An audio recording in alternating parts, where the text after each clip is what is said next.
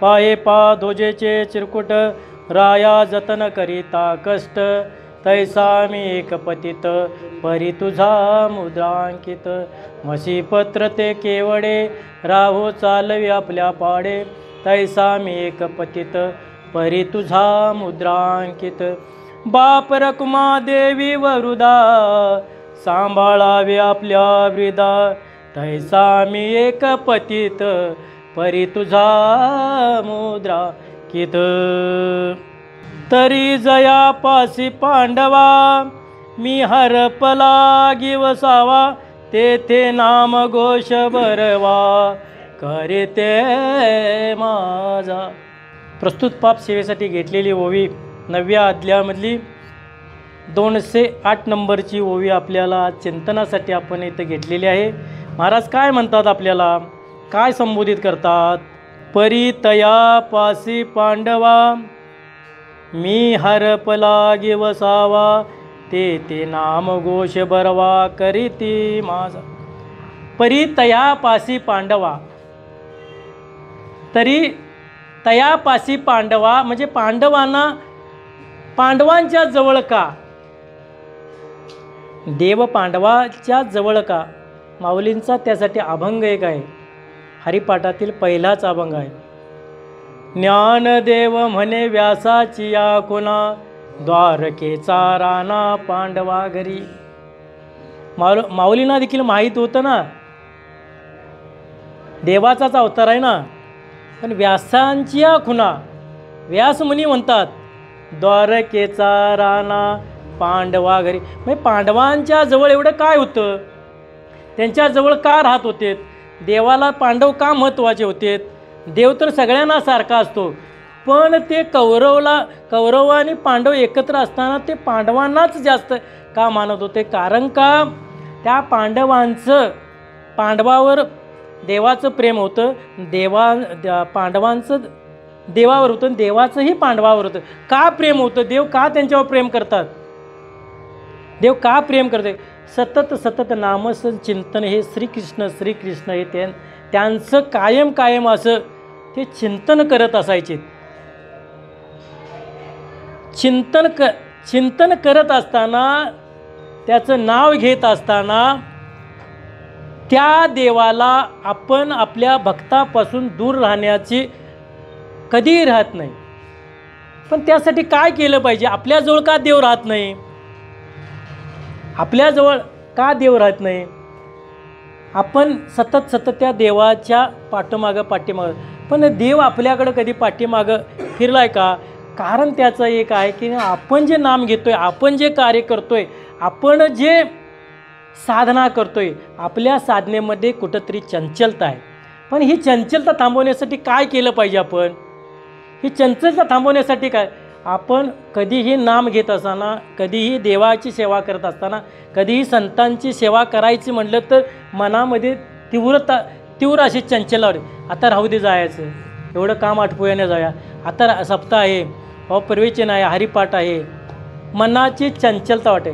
दृढ विश्वास, जोपर्यंत आपला दृढ विश्वास ज्या संतावर, ज्या देवावर आपला बसत नाही, तोपर्यंत आपली मनाची चंचलता जर मनाची चंचलता थांबवायची असेल तर आपल्याला त्या देवाच्या चिंतनामध्ये, त्याच्या नामामध्ये, त्याच्या सेवेमध्ये आपण लीन झालं पाहिजे.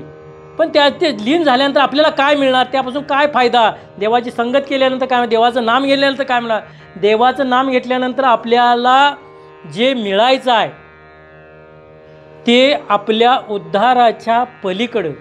प्रत्येकजण आपला उद्धार व्हावा म्हणून नाम घेतोय, पण त्या देवाचं, संतांचं आपण नाव घेतलं तर त्याच्या मोक्षाच्याही पलीकडं, उद्धाराच्याही पलीकडं एवढी त्या नामामध्ये देवाच्या ताकद आहे.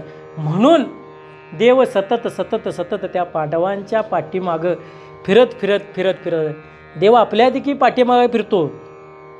कधी फिरतो, त्याच्या संगतीत, त्याच्या नावामध्ये आपण जर तल्लीन असलो तर फिरतो.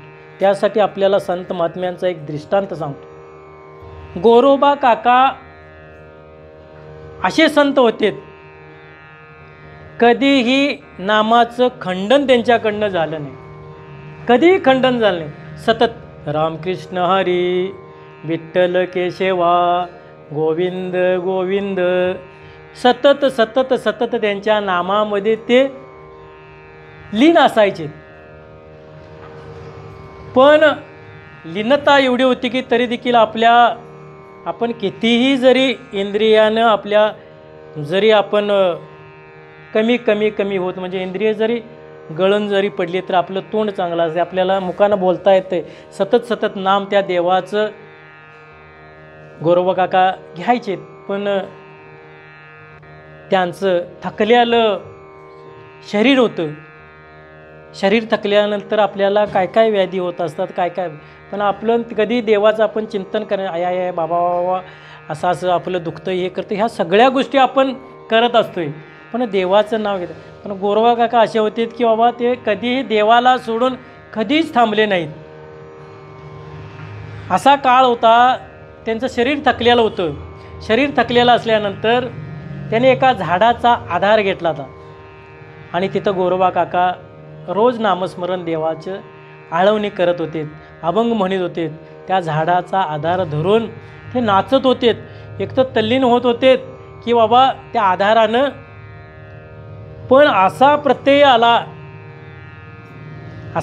आला ज्यावेळी गोरोबा काकाने देह ठेवल्यानंतर त्या भूमीमध्ये त्या झाडामध्ये जे झाडाच्या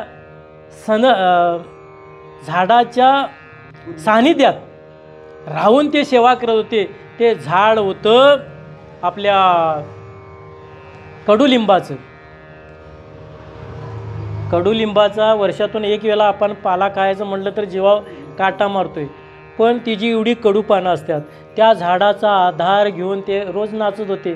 पण त्या नामस्मरणानं त्यांच्या सेवेनं त्या झाडाची कडुलिंबाच्या झाडाची पानं गोड झाली. किती देवाचं नाम गोड असेल, किती कडूपणा घालवण्याचं काम. त्या झाडाला आपण साखरेचं आळं केलं तरी त्याचा कडूपणा कधी जाणार नाही. पण संत महात्म्यांच्या चरणस्पर्शाने त्या झाडाला गोडपणा आलता. आमच्यासारखे आता ते साक्ष म्हणून ते झाड होतं. साक्ष म्हणून ते एक झाड होतं संत महात्म्यांच्या आपल्या साक्षी बाबा. हे गोरोबा काकाने इथं पूजा म्हणजे इथं भक्ती केली ती. गोरोबा काकाने इथं नामस्मरण केलं आणि त्या झाडाची पानं गोड लागतात, त्याचा कडूपणा गेलाय. आणि हे ज्यावेळी गोरोबा काकाने देह ठेवला त्यावेळी समजलं की ते झाडाची पानं खाल्यानंतर ती कडू लागत नाही, ती गोड लागतात. एकता त्या नामस्मरणाने लिंबाच्या झाडाचा कडूपणा गेला. एकतर नामदेवाचं गोड आहे. म्हणून आपण नेहमी नामाच्या चिंतनामध्ये असणं गरजेचं आहे. त्याचा कडूपणा गेला. आपला देखील आपल्या अंगामध्ये छेड विकारचा कडूपणा येतो. नाम घेतल्यानंतर गेल्याशिवाय राहणार नाही. हे संत महात्म्याचं हे वचन आहे. पण आपण नाम घेतला, आपल्याला नाम घेऊच वाटतंय, सगळी भक्ती करू वाटते, पण तिथपर्यंत जाण्याचा मार्ग आपल्याला सुचत नाही. त्या मार्ग दावण्याचा आपल्याला उपदेश करण्याचा, हे बाबा तू नाम घे, तुझं चांगलं होईल, या मार्गानं जा, या वाटेने जा. जोपर्यंत आपल्या आयुष्यामध्ये संत महात्मे आपल्याला भेटत नाहीत तोपर्यंत आपल्याला चांगल्या मार्गाला जाण्यासाठी आपल्याला तिथपर्यंत कोण सोडणार म्हणजे पोचवणार नाहीत. का सांगतोय? त्या झाडाची पानं एवढी शुद्ध झाली नामस्मरणानं. तुमचं आमचं जीवन किती सुंदर होईल त्या देवाचं नाव घेतल्यानंतर. त्या देवाचं नाव घेतल्यानंतर, त्या संत महात्म्यांचं नाव घेतल्यानंतर आपलं जीवन किती सुंदर होईल. म्हणून आपण देवाचं नाम घ्यावं. त्याची साक्ष म्हणून आमच्यासारखं भक्त गेलेत. गोरोबा काकांच्या समाधीला भेट द्यायला गेल्यानंतर गोरोबा काकांनी इथं भक्ती केली आणि त्या झाडाची सगळी पानं मुळं आम्ही वरबडून आणली आणि आता तिथं साक्षीसुद्धा शिल्लक राहिलं नाही. आज ते झाड कानोपात्रासारखं जर तिथं जर असतं, जे जिवंत जर असतं, तर आपल्याला एक साक्ष राहिली असती, बाबा लिंबाच्या झाडाची पानं खाल्यानंतर आपल्याला कडूपणा देखील लागत नाही. एक ती संत महात्म्याची महती होती. म्हणून आपण नेहमी नामस्मरणामध्ये राहणं. कारण का नामस्मरण हे काही ना काही फळ देऊन गेल्याशिवाय राहत नाही. तुम्ही सप्त्यामध्ये तुम्हाला नाही काय करायला विदित, तुम्ही कुठल्याही सेवा जरी केल्या तर त्याला आपल्याला देव फळ दिल्याशिवाय, तुम्ही इथं येऊन झोपला तरी देखील तुम्हाला फळ मिळणार. तुम्ही इथं नुसतं कानावर जर आलं तरी देखील तुम्हाला, एखाद्याला वाईटानं जर हरामखोर म्हटलं तरी देखील तुम्हाला त्या नामाचा फायदा होणार. कारण का ज्यामध्ये राम आहे त्यामध्ये आपल्याला ते नामाची किंमत आपल्याला कळणार. कधी कळणार? त्याला आपल्यावर नाम घेतल्यानंतर आपल्यावर काय परिणाम झाला, आपण कुठं आहे हे समजते. म्हणून सतत नामाच्या चिंतनामध्ये जास्तीत जास्त राहणं. म्हणून पांडवाजवळ सतत देव अज्ञातवासात राहायचा. का? एवढी विघ्न आलीत, एवढा बलाढ्य शत्रू त्यांच्या पाठीमागं 12 वर्षे लागला, पण देवानं कधीही त्यांची प्रत्येक वेळी अडचणीच्या वेळी पांडवांना ते मदत करायचे. का मदत करायचे? त्यांना देवाला भक्ताशिवाय, भक्ताला देवाशिवाय कधीही जमत नाही. दोघांनी एकमेकाला भेटल्याशिवाय कधीही असा एक दिवस नसतोय की बाबा भक्त देवाला. नामदेवरायांचं उदाहरण घ्या ना, नामदेवरायांचं उदाहरण घ्या. नामदेवरायांचं जर देवाजवळ नामदेवराय गेले नाहीत तर देवाच्या डोळ्यातनं अश्रू व्हायचे, माझा नामा कुठं आला नाही, माझा नामा कुठं आला नाही. हे आणि देवाला बी म्हणजे नामदेवाला बी वाटायचं, जीव कासावीस व्हायचा नामदेवांचा की बाबा मी आज देवाकडे जाय नाही, देवाला भेटायला. फक्त 15 दिवस तीर्थयात्रा गेले, देव आणि भक्त असे कासावीस झालेत कधी देवाची. नामदेवराया निम्म्या वाटेमधनं तीर्थयात्रा सोडून आलेत. देवाजवळ वास्तव्याला, माझ्या देवाजवळ कोण असेल, माझ्या देवाला जीव कोण घालत असेल, हे नामाची लक्षणं आहेत. हे नाम जर घेतलं तर आपल्याला, तुम्ही कसंही नाम घ्या, रागाने घ्या, दोषाने घ्या, आनंदाने घ्या, तुम्हाला मोक्षापर्यंत न्यायचं, मोक्षाच्या पलीकडे न्यायचं काम हे नामामध्ये ताकद आहे. आपल्याला एक दृष्टांत सांगतो.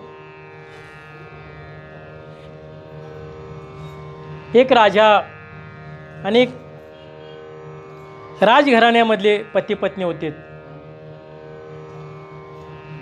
पण राजघराण्यामध्ये असल्यानंतर राजथाटापर्यंत मानानंच तिथं सगळ्या गोष्टी सुखसोयी असायच्या.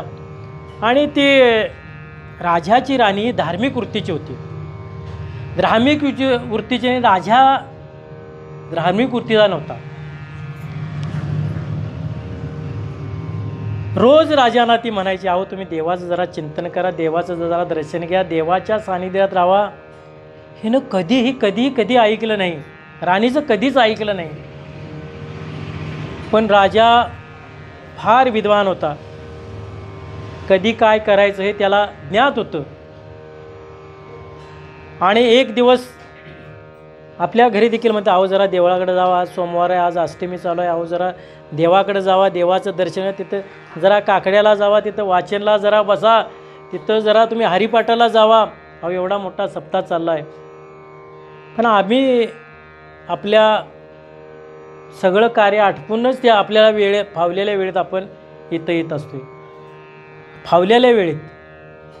पण असं न करता बाबा त्या देवाची आवड असावी. आवडीशिवाय परमार्थ होते, आवडीशिवाय नाम घेता येईल. आवडीने भावे हरिनाम घेशी, तुझी चिंता त्याशी सर्व आहे. तुझी चिंता करणारा तो आपला देव आहे, तुमची सगळं जाणणारा तो देव आहे. त्याचं जर आवडीनं आपण नाम घेतलं तर आपल्याला देव मोक्षाच्याही पलीकडे नेऊ. हे कधी समजणार? आपण ध्येय ठेवल्यानंतर समज, मी नाम बाबा ह्याच्यापेक्षा जास्त घ्यायला पाहिजे होतं. ह्या राजा राणीचा रोज असा वाद असायचा, म्हणजे वाद असायचा. वाद असल्यानंतर एक दिवस असाच, म्हणजे राजाचं राजमहालच, पण त्या महालामध्ये राणीची आणि राजाची खोली, म्हणजे ती काय राजाच तो, हे दोघेही झोपलेले होते. राणीला अचानक जाग आली. जाग आल्यानंतर फक्त राजाच्या तोंडातून एकदा देवाचं कुशी बदलताना नाव आलं. त्या राणीला एवढा आनंद झाला, माझ्या राजानं देवाचं आज नाव घेतलं, माझ्या राजानं आज देवाचं नाव, आनंदानं ती नाचू लागली. माझ्या राजानं आज देवाचं नाव घेतलं, माझ्या राजानं आज देवाचं नाव. एवढा आनंद झाला, एवढा आनंद झाला, कधी तिला सूर्योदय होतं झालं. सगळ्यांना बोलवलं. 5 वाजता सगळा संध्या सगळं आटपून, देवपूजा आटून 2 वाजल्यापासून जागीच. राजा निवांत झोपला. काही राजाला माहीत नाही. सगळ्यांना, प्रधानांना सगळ्यांना बोलवलं, पेढ्यांची ऑर्डर दिली, सनई चौघड्यांना सगळ्यांना बोलवलं आणि राजाच्या महालामध्ये आनंदी आनंद, हत्तीवरनं पेढं वाटण्याची त्या राणीनं तयार केली. फक्त कशासाठी? एकदा माझ्या मालकानं राम म्हटलं म्हणून ह्याची तयारी चालू झाली.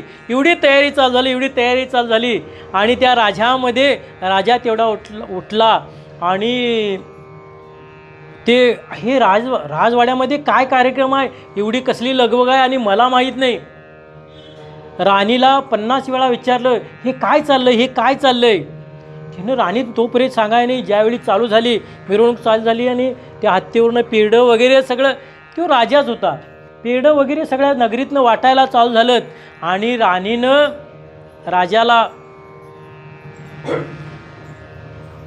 म्हटलं की बाबा, कधीच तुम्ही आयुष्यात नाव घेतलं नाहीसा देवाचं आणि आज तुम्ही कुशी बदलताना फक्त राम म्हटला, म्हणून हा आनंद उत्सव आहे.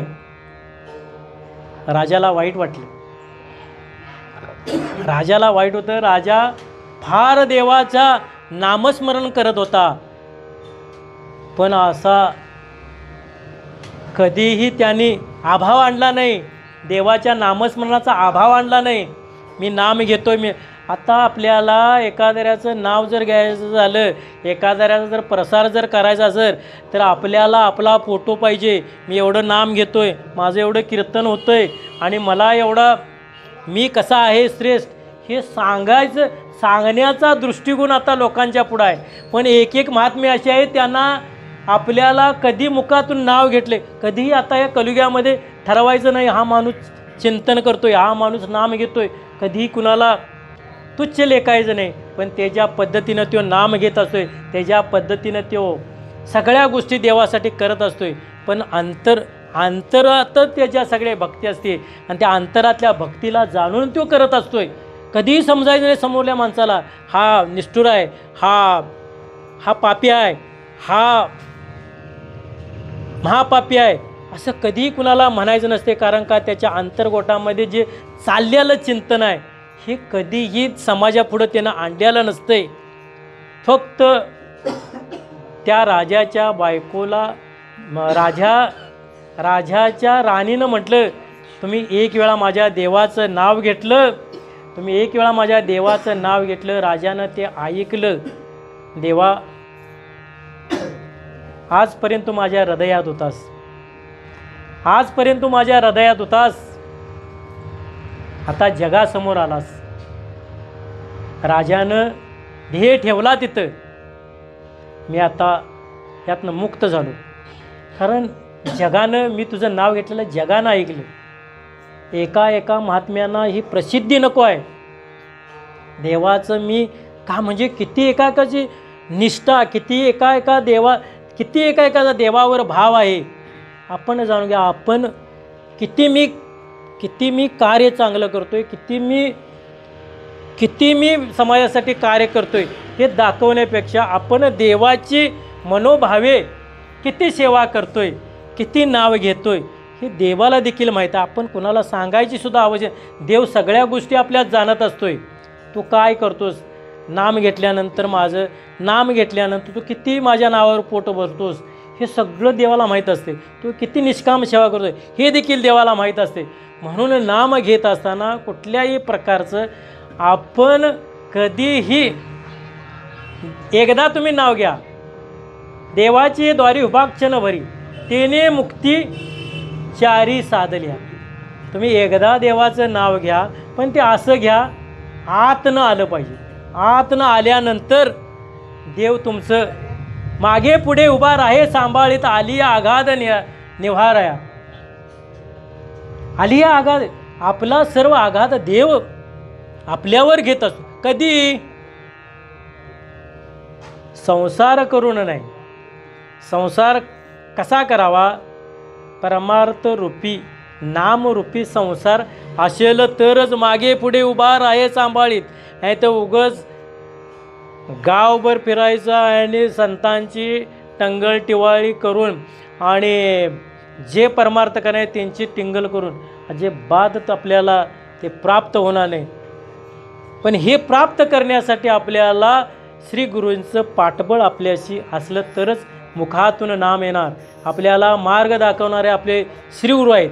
हे श्रीगुरूंनी सांगावं, बाळ तू ह्या वाटेने जा, तुझं कल्याण होईल. ह्या वाटेने गेल्या तर तुझं फार वाईट होईल. पण मार्ग दावून गेले आधी दयानिधी. संत फार दयाळू असतात. संत हे शिष्यावर भक्तावर प्रेम करणारे असतात. पण ते प्रेम आपण सातत्य टिकवण्यासाठी श्रीगुरूच्या चरणाशी बसावं लागेल. पांडवाजवळ देव एकटा वेळ का थांबतो, का करतो? त्यांची सेवा का करतो? त्यांची घोडी धुतली, गुढी आखली. का पांडवांची गुढी आखली? त्या देवाच्या नामामध्ये सतत तल्लीन असणारे पांडव आहेत. एक फक्त उदाहरण सांगतो. महाभारतात म्हणजे किती तल्लीनता असते. श्रीकृष्ण महालामध्ये अर्जुन महालामध्ये झोपले होते, निवांत झोपलेले होते. आणि श्रीकृष्ण पण महालात होते, देव पण महालात होते. आणि अचानक नारायण शंकर भेटायला आले, महादेव भेटायला आले. आणि सहज म्हणले, देवा जरा अर्जुनाला खोलीतनं बोलवून आणा. म्हणून शंकरांना अर्जुनच्या खोलीत पाठवले. आणि खोलीत पाठवल्यानंतर त्या खोलीमध्ये अर्जुनाच्या रोमांच प्रत्येक केसामधून ध्वनी बाहेर पडत होता. श्रीकृष्ण श्रीकृष्ण श्रीकृष्ण गोविंद गोविंद, श्रीकृष्ण श्रीकृष्ण श्रीकृष्ण. शरीरातल्या रोमारोमामधून जो आवाज होता त्या आवाजानं महादेव एवढे तल्लीन झालेत की महादेवांना देखील मी कुठं आहे, मी कशाला आलो आहे याचं देखील भान राहिलं नाही. देवाच्या नावामध्ये देव तल्लीन झालेत. तेवढ्यात नारद आलेत. अरे बाबा, महादेव बलवायला गेल्यात, शंकर महाराज बलवायला गेल्यात अर्जुनाला. माझं जरासं काम आहे, नारदा तू जरी बोलवून आणशील काय अर्जुनाला. नारायण बी गेलेत. नारायण गेल्यानंतर तिथं बघतोय तर वेगळं चित्र. त्यांच्या बी कानावर पडल्यानंतर नारद बी चिपळ्या वाजवू लागलेत. म्हणजे श्रीकृष्णाची किती भक्ती करत असेल, अर्जुन किती भक्त मोठा असेल. म्हणून महाराज काय म्हणतात, तरी परी तयापासी पांडवा. असल्या भक्ताजवळ देवानं त्यांच्या रोमारोमांच्या शरीराच्या रोमारोमामधून कृष्ण कृष्ण कृष्ण असं नाव येत असेल, देव जर त्या नामामध्ये तल्लीन होत असेल, मग त्या देवानं पांडवांचा जवळ का राहू नये, त्या पांडवांचा रक्षण का करू नये. म्हणून आपण देखील सतत त्या देवाचं नामचिंतन केल्यानंतर आपल्याला देखील त्याची प्राप्ती होईल. का प्राप्ती करून घ्यायची, का नाम घ्यायचं, शेवट तरी गोड व्हावा. ज्याचा शेवट गोड असतो त्यानं समजायचं की बाबा देव माझ्या संग आहे. बघा एक एक महात्मे सांगून ध्येय ठेवतात. कुठनं ताकद आली कलियुगामध्ये? त्यांनी काहीतरी संतांची सेवा, देवाची सेवा केल्याशिवाय ही ताकद आली. एका महाराजांनी आमच्या सांगून दशमीला ध्येय ठेवला.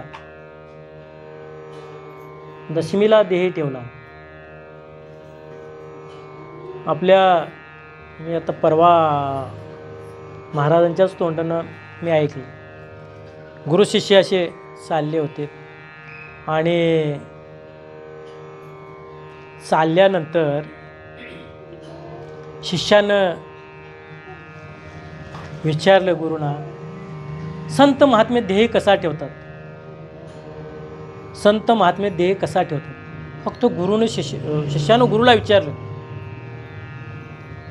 ध्येय कसा ठेवलं. गुरु शिष्य थांबलेत आणि गुरुनी हाय त्या जाग्याला कसा ध्येय ठेवतात दाखवलं आणि गुरुनी तिथं शिष्यासमोर ध्येय ठेवलं. काय वाटलं असं शिष्याला? ही कुठली ताकद आहे?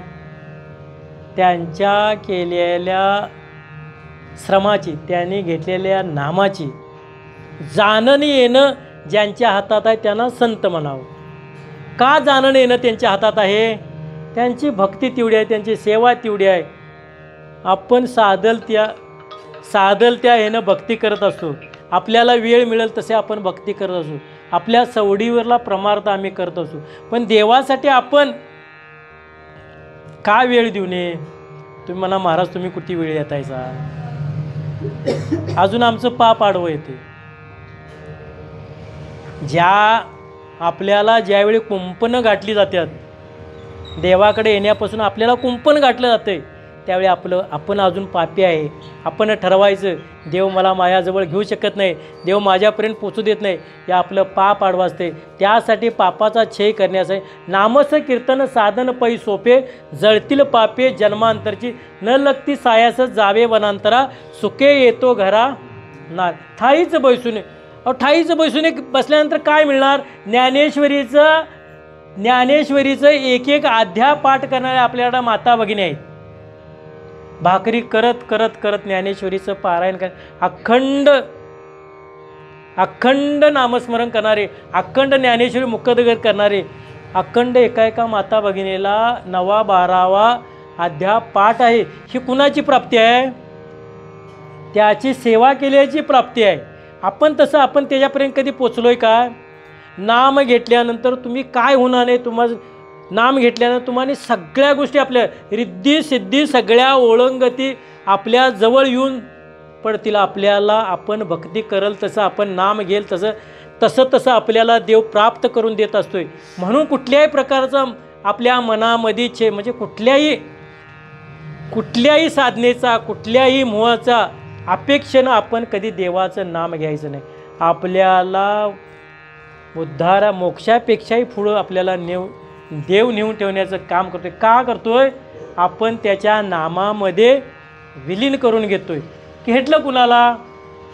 मीराबाईचं उदाहरण घ्या ना. मीराबाईचं उदाहरण घ्या. मीराबाईसाठी तो विष प्याला. का मीराबाईसाठी विष प्याला? किती नाम घेती ते मीराबाई. कधी जेवणाचे भान राहिले नाही, कधीही भुकेचं भान राहिले, कोण माणसं पुढाही त्याचं भान राहिलं नाही. आपल्या देहावर वस्त्र आहे का ह्याचं मीराबाईला भान नाही. कशामुळं? त्या देवामुळं, त्या देवाच्या नामामुळं. हे नाम किती चांगलं आहे बघा. नाम चांगले कपी कुळ उद्धरिले, मुक्त केले राक्षसा. अहो काय राक्षसांना मुक्त करण्याची गरज होती का? पण त्या नामामध्ये एवढी ताकद होती की त्यांना मोक्ष पदावर नेण्याचं काम हे नामानं केले. म्हणून आपण सतत नाम घेण्याचा आपण प्रयत्न, जेवढा वेळ मिळेल त्यावेळी आपण त्या नामाच्या चिंतनामध्ये राहण्याचा प्रयत्न करायचा. आणि जसं जसं तुम्ही नामाच्या छंदामध्ये जर राहिला तर आपल्याला मनाची चंचलता थांबते आणि एखादा मार्ग आपल्याला सापडून जातो. हे श्री गुरुकडनं आपण शिकून घ्यावं की बाबा श्री गुरु सांगतील आपल्याला, तो ह्या मार्गानं जा, असं नाम घे आणि ह्या नामानं तुझा उद्धार होईल. उद्धार होण्यापेक्षा उद्धाराच्या पलीकड नेऊन ठेवण्याचं काम या नामामध्ये ताकद आहे. आणि नाम तुम्ही कसंही घ्या. आता आपल्याला नामाचा न अभाव घेता तरी देखील त्यांनी आपला नाम किती श्रेष्ठ आहे ते जगाला दाखवून दिलं. असंच आपण जर दंभानं जरी नाव घेतलं तरी आपला उद्धार होण्याचं काम होतं. बघा आपल्याला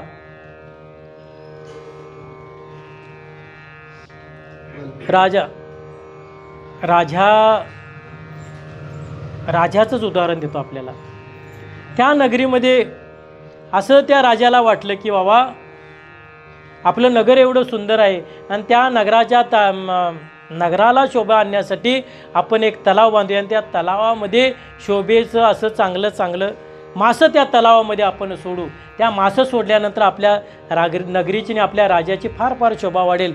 आणि एवढं सुंदर बांधलं आणि त्यात मासं देखील सुंदर असं एवढं देखणं आणि भरपूर आपलं तिथं ते लोक त्याचा आनंद घेऊ लागलीत. आणि कालांतराने प्रत्येकाचा मोह वेगळा असतो. एका कोळ्याला वाटलं की बाबा आपण ह्यातलं जर मासं जर मारलं तर आपल्याला काहीतरी आपला उदरनिर्वाह चालेल. उदरनिर्वाह चालल्यानंतर आपण त्यानं रोज आपलं ते जाळं घ्यायचं. रात्रीचं पारा त्यावेळी नव्हता आणि त्यातनं ते रोज आपल्या त्या जाळ्यानं मासं मारायचं आणि आपला उदरनिर्वाह करायचा. हे बरेच दिवस चाललं आणि त्या तळ्यामधली मासं कमी आली.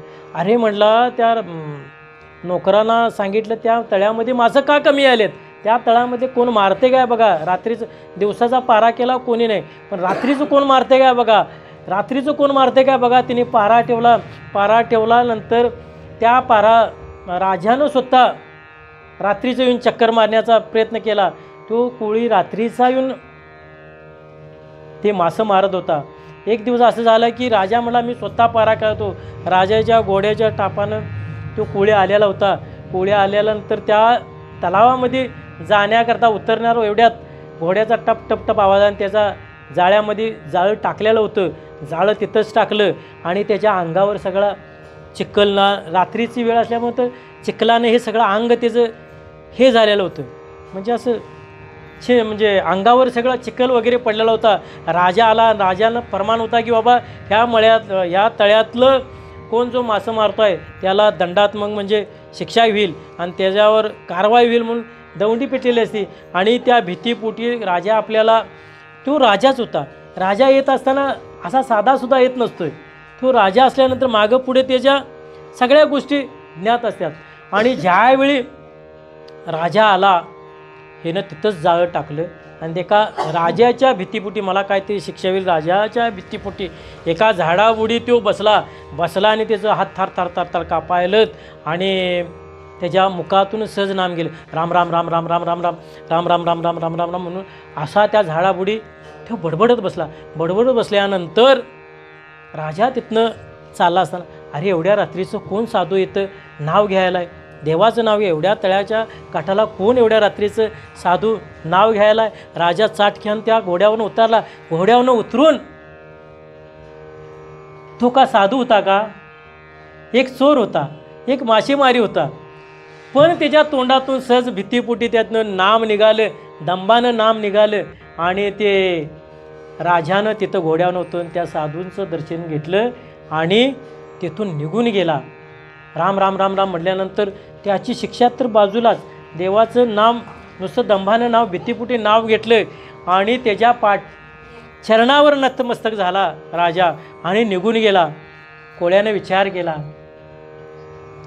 फार विचार केला देवा तुझं मी नाम घेतलं कशापोटी घेतलं. भीतीपोटी घेतलं. ते बी दंभानं घेतलं. माझ्यावर संकट जाऊ नये म्हणून घेतलं.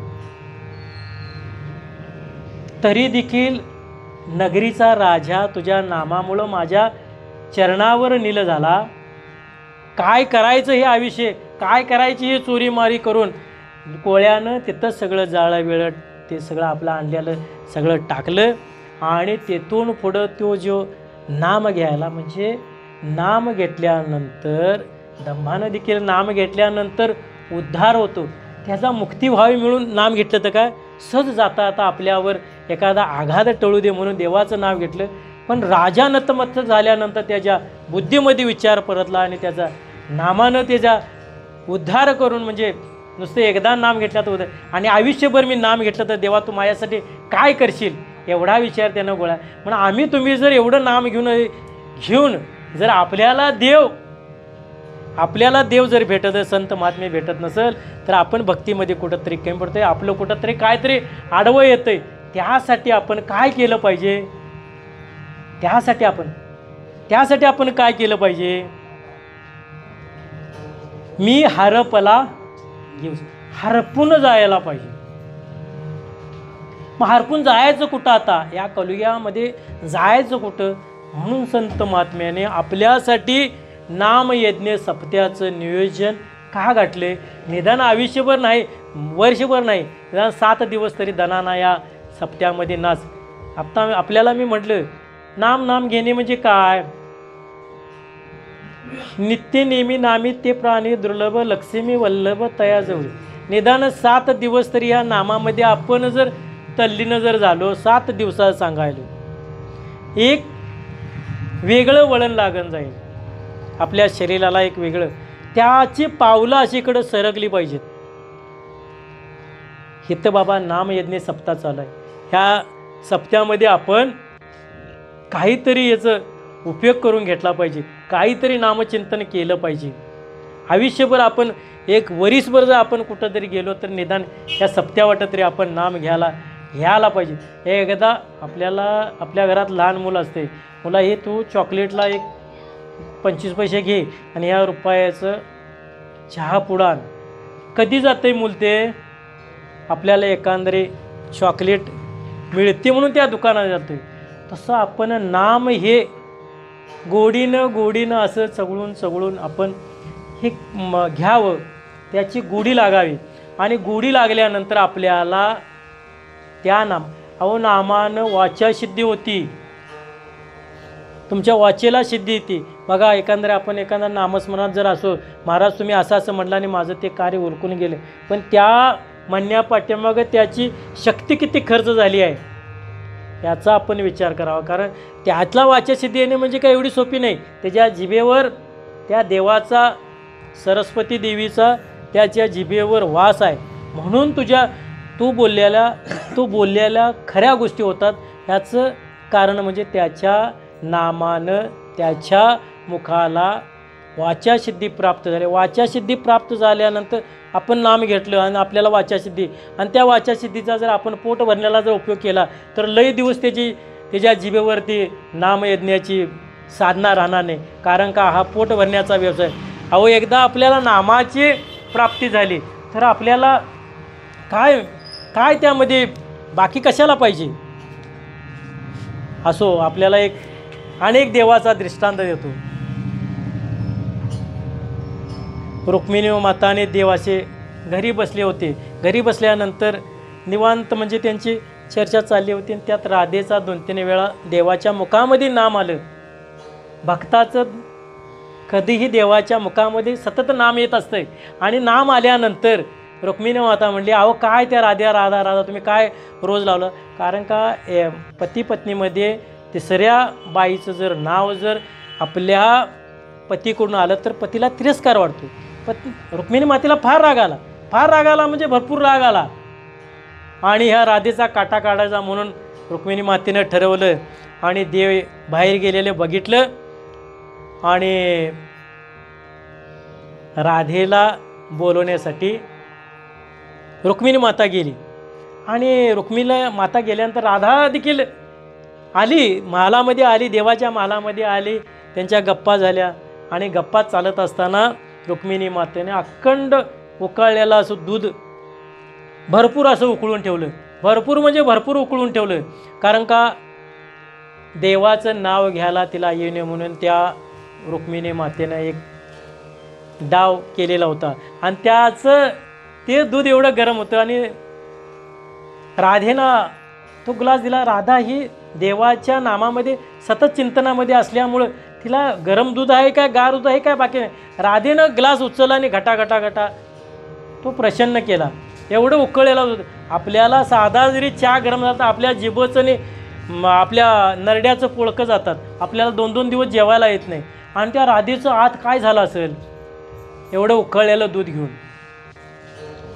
आणि उकळलेलं दूध घेतल्यानंतर देवाला सगळं माहीत असते. आणि ज्यावेळी देव बाहेरून आलेत आणि संध्याकाळी निवांत वेळेत महालामध्ये झोपले असताना राणीसाहेब आपल्या रुक्मिणी मातेच्या पायाजवळ देवाच्या पायाजवळ सेवा करण्यासाठी बसले होते. आणि पाय सोडत असताना देवाच्या पायाला फोड उठले. देवाच्या पायाला फोड उठल्यानंतर देवा आज कुठला पराक्रम कोणा तुमच्या पायाला फोड उठल्यात. हा तुमच्याच कार्यक्रमाचा हा प्रसाद आहे मला. अहो आम्ही काय केले तुम्ही काय केले ते तुम्हासनी माहीत आहे म्हणले. तुम्ही 4 राधेला गरम दूध प्यायला दिलं. त्या राधेच्या हृदयामध्ये माझं पाय असतात.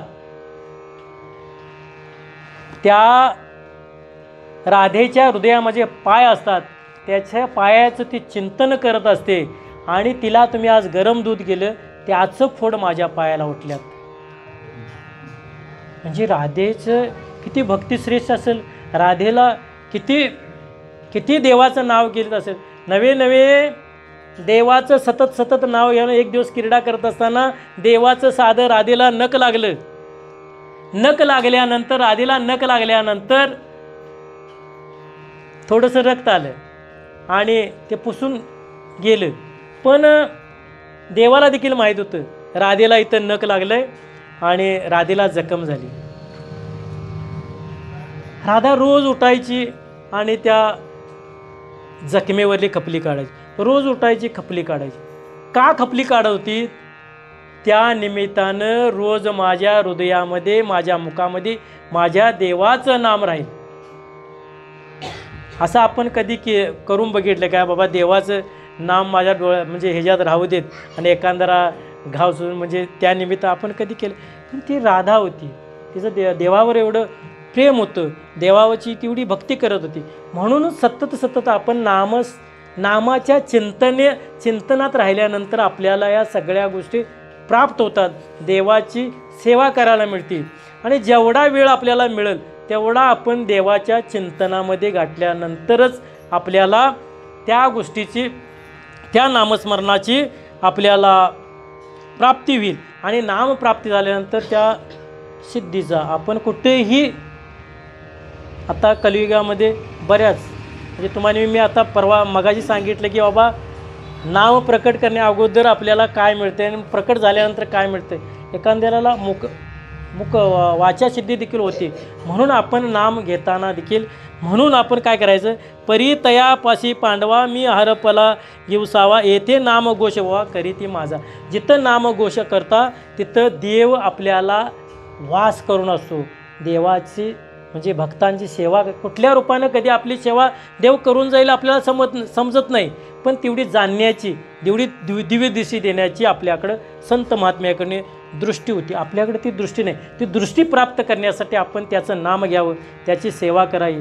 आणि जे पडेल ते काम सप्त्यामध्ये असू देत म्हणजे देवाच्या कार्यामध्ये जर आपण त्याचं नाम घेतलं त्याची सेवा केली तर आपल्याजवळ देखील देव असाच वास करून राहील.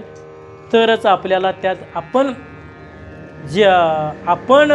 त्या आपल्या जीवनात कुतुकुत्रे होईल. आणि त्यासाठी आपल्याला त्या देवाची सेवाभाव म्हणून निदान 7 दिवस निदान वारीला गेल्यानंतर तरी त्याच्या चिंतनामध्ये आपण राहण्याचं गरजेचं आहे. म्हणून त्याचा नामघोष कुठं चालू असेल तिथं देव वास संत महात्मे वास करून असतात.